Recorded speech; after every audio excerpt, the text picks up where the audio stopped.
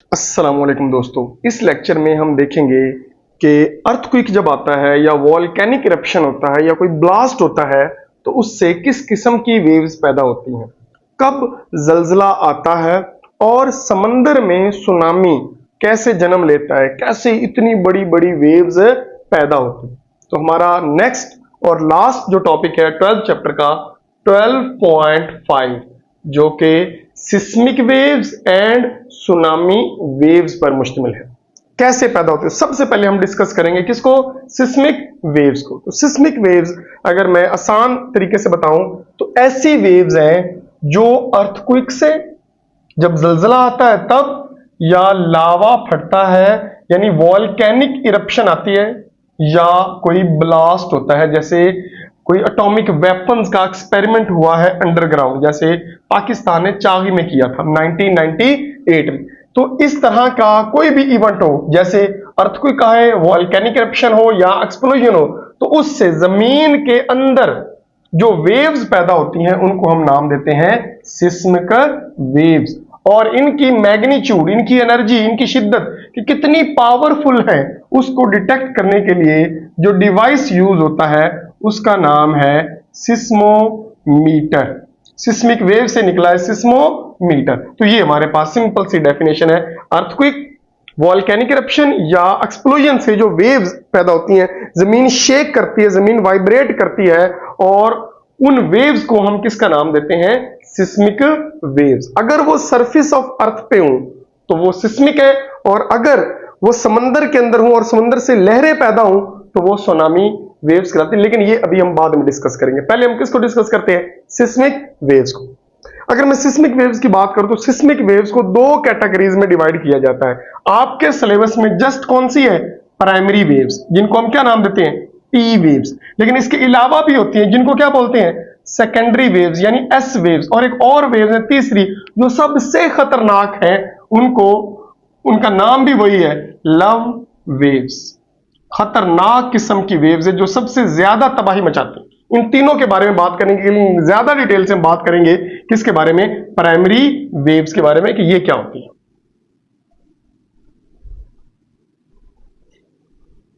बच्चों, primary waves जो हैं इन तीनों में सबसे फास्ट है। बात समझ आ रही, ये तकरीबन 8 से 14 किलोमीटर पर सेकंड की स्पीड के साथ ट्रेवल करती हैं। बात समझ आ रही।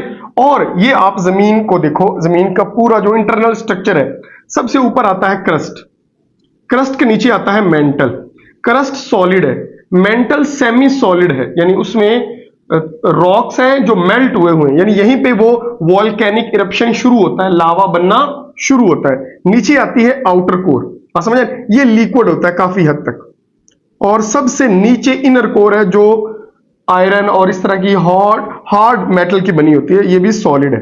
ओके, तो जो हमारे पास प्राइमरी वेव्स हैं वो यहां तक ट्रेवल करती हैं, यानी इनर सरफेस तक जाती हैं। इसका मतलब क्या है कि वो सॉलिड, लिक्विड और गैसेस हर जगह में से पास कर जाती हैं। अब ये हमारे पास है अर्थ का ये पोर्शन सारा, ये वाला मैं यहां पे बना रहा हूं, कौन कौन सा, क्रस्ट, मेंटल और कोर सारा। अब होता क्या है कि जब अर्थक्वेक आता है, टेक्टोनिक प्लेट्स क्या करती हैं, मूव, तो ये जमीन इस तरह शेक करती है लॉन्गिट्यूडनल वेव्स की सूरत में। ये देखो, ये अर्थ है, बात समझ आ रही, ये उसका तीनों पोर्शन है, बात समझ आ रही, यानी क्रस्ट है, मेंटल है और कोर है। तो मैं इसको इस सेंस में बना रहा हूं। तो प्राइमरी वेव्स का मतलब है कि सारी जमीन इस तरह शेक करती है, बात समझ आ रही। तो आपको पता है कि बेटे इधर ही वेव्स पैदा हो रही हैं, इसी डायरेक्शन में ये मूव कर रही है, समहाउ लाइक लॉन्गिट्यूडनल वेव्स। तो इसमें क्या होता है कि जमीन के पार्टिकल कभी एक दूसरे के करीब आ जाते हैं और कभी एक दूसरे से दूर चले जाते हैं, करीब आ जाते हैं और दूर चले जाते हैं। इसका मतलब क्या है कि ये जो वेव्स हैं ये पैदा होती in the form of compression and rarefaction, फिर कंप्रेशन और फिर रेयरफेक्शन। तो इस तरह ये जो वेव्स पैदा हो रही हैं, इन वेव्स को हम किसका नाम देते हैं, प्राइमरी वेव्स का नाम देते हैं। यानी फास्ट है, सॉलिड, लिक्विड, गैस में ट्रेवल कर सकती हैं, और parallel to the propagation of wave travel करती हैं, यानी लाइक लॉन्गिट्यूडनल वेव्स ये ट्रेवल करती हैं। ओके, और इसी तरह अगर मैं बात करूं किसकी, सिस्मिक वेव्स की, तो ये लिक्विड में से इतना अच्छा फ्लो नहीं करती। बात समझ आ रही है? तो ज्यादा बेहतर तरीके से ये किस में फ्लो करती हैं, सॉलिड में या सेमी सॉलिड में। तो इसका मतलब ये हुआ कि जो सिस्मिक वेव्स हैं वो रहती हैं सॉलिड तक, यानी क्रस्ट और मेंटल तक, क्रस्ट और मेंटल, यानी जो आउटर कोर लिक्विड के बनी इधर नहीं जाती। बात समझ आ रही? और ये खतरनाक होती हैं थोड़ी सी, किससे, प्राइमरी से, क्योंकि ये मूव करती हैं just like this, like transverse waves, यानी हमारे पास जो जमीन शेक कर रही है प्राइमरी वेव्स की वजह से वो ऐसे है। ओके, और जो सेकेंडरी वेव है वो कुछ ऐसी होती है। बात समझ आ रही? यानी इस तरह वेव्स पैदा होती हैं। तो ये इसमें आपको पता है क्रस्ट और ट्रफ बनते हैं, तो ज्यादा नुकसान सरफेस के ऊपर, अगर कोई बिल्डिंग है तो अगर इस तरह वेव आ रही है तो वो ज्यादा नुकसान मचाएगी। बात समझ आ रही? और इन दोनों को अगर मैं कंबाइन कर दूं तो वो कौन सी बनती हैं, लव वेव्स, जो इस तरह भी पैदा होती हैं और इस तरह भी पैदा होती हैं और इस तरह भी पैदा होती हैं, यानी 3 डायमेंशनल में, एक्स, वाई और जेड में। और सबसे ज्यादा खतरनाक कौन सी होती हैं, लव वेव्स। नाम ही खतरनाक है, तो ज्यादा नुकसान भी कौन पहुंचाएंगी, लव वेव्स। तो ये सिंपल सा कंसेप्ट है किसका, सुनामी वेव्स का।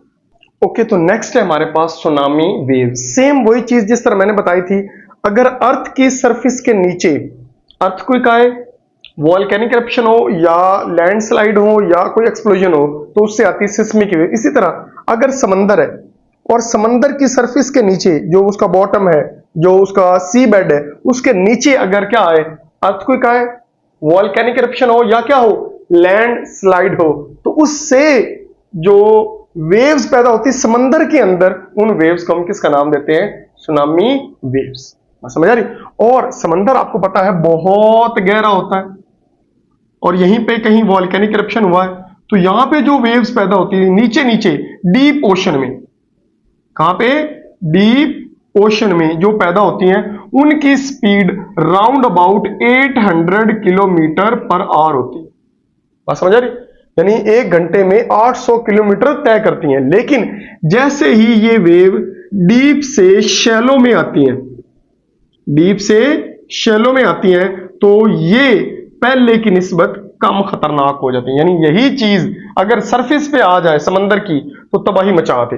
यानी नीचे ज्यादा होती हैं, जैसे जैसे ये ऊपर आती हैं इनकी इंटेंसिटी कम होती है, लेकिन फिर भी ये बहुत ज्यादा इंपैक्ट डालती है। इसकी छोटी सी एग्जांपल मैं पहले आपको बता दूं कि 2004 में जो सुनामी आया था इंडियन ओशन में नियर सुमात्रा, उसमें इंडोनेशिया, श्रीलंका, इंडिया और थाईलैंड में तकरीबन 2.5 लाख 2,30,000 जानें जाया हुई थी। और उसमें जो वेव की हाइट थी वो राउंड अबाउट 15 मीटर थी। लेकिन बच्चों बताता चलूं, ये जो सुनामी वेव्स हैं ये 30 मीटर 100 फीट तक ऊपर जा सकती हैं। और सोचे बच्चे, 100 फीट की एक लहर आ रही हो तो वो कितनी तबाही मचाएगी। तो बताने का मकसद ये है कि इन वेव्स की हम यहाँ पे कैरेक्टरिस्टिक्स देखेंगे कि जब ये डीप से शैलो में आती है तो क्या क्या इसके ऊपर फर्क पड़ता है। तो सबसे पहली चीज, इसकी स्पीड जो है वो डिक्रीज कर जाती है। यानी जब ओशन वेव जो है, जो सुनामी वेव्स हैं, वो डीप ओशन से शैलो में आती हैं तो उसकी स्पीड पहले से, अब डीप ओशन में स्पीड कितनी थी, 800 किलोमीटर पर आवर, और जब वो शैलो में आएगा तो उसकी स्पीड पहले से क्या हो जाएगी, कम हो जाएगी। तो मेन काम जो होता है वो उसकी स्पीड जो है वो पहले से क्या हो जाती है, कम। अब मैं आपको मिसाल देता हूं कि एक वेव ऐसे जा रही है और एक तेज आ रही है, तो ज्यादा इंपैक्ट कौन डालेगी, तेज वाली। तो पहला जो फायदा ये होता है शैलो में आने में का, उसकी स्पीड क्या हो जाती है, डिक्रीज, और उसकी वेवलेंथ भी डिक्रीज हो जाती है। v = f लैम्डा, हमने फार्मूला पढ़ा है। स्पीड कम होगी तो वेवलेंथ भी कम होगी। लेकिन बच्चे मैं आपको बताता चलूं, अगर वेवलेंथ कम होगी तो फ्रीक्वेंसी क्या हो जाएगी, बढ़ जाएगी। सिंपल सी बातें जो आप लोगों ने याद रखनी है। मैं वेव बनाता हूं, एक ये वेव है और एक ये वेव है। ओके, अब आप बताओ इसकी वेवलेंथ ज्यादा है तो इसकी फ्रीक्वेंसी कम है। अब वेवलेंथ क्या हो गई, कम, तो ये देखिए साइकिल बढ़ गए, इसकी फ्रीक्वेंसी क्या हो गई, बढ़ गई। तो जब ये डीप से शैलो में जाएगा तो वेव स्पीड कम होगी, वेवलेंथ कम होगी, फ्रीक्वेंसी क्या हो जाएगी, इंक्रीज। और इसी वजह से फ्रीक्वेंसी के इंक्रीज करने से इन वेव्स की एनर्जी बढ़ जाती है।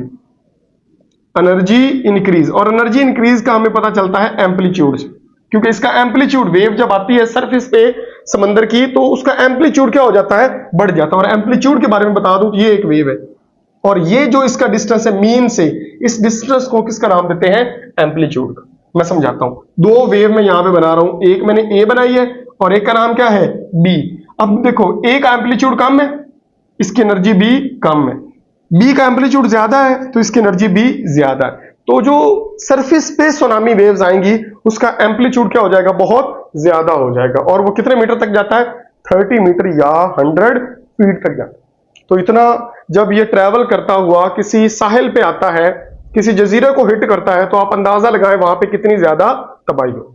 तो ये बच्चे हमारे पास सिंपल सा डिफरेंस है जो हमने पढ़ा, सिस्मिक वेव्स, और दूसरा हमारे पास क्या है, सुनामी वेव्स। बच्चों आई होप आपको समझ आ गया होगा। मिलते हैं नेक्स्ट वीडियो में, तब तक के लिए अल्लाह हाफिज।